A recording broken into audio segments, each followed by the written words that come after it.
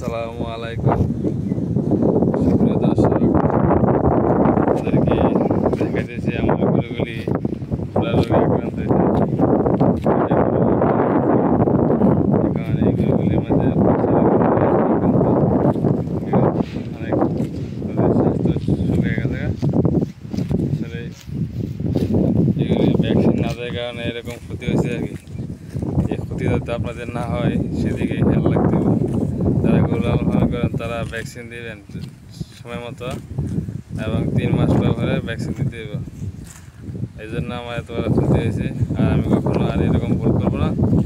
এখন আসলে আগে ভ্যাকসিন দিতাম, তখন ভ্যাকসিন দেওয়ার পরেও যায় যেগুলো আক্রান্ত হয়েছে তখন থেকে কয়েক মাস যাবত বিরতি আসলাম। এখন আর এগুলি করবো না, এখন থেকে নিয়মিতভাবে গরুকে ভ্যাকসিন দিব আর কি। এই যে গরুগুলি দেখা যাচ্ছে ছোটো থেকে বড় সবাই এখানে আছে।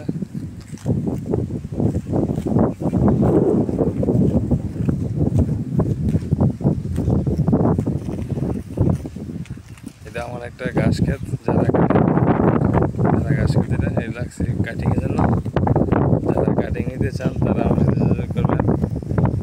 আমার নাম্বার হচ্ছে 01721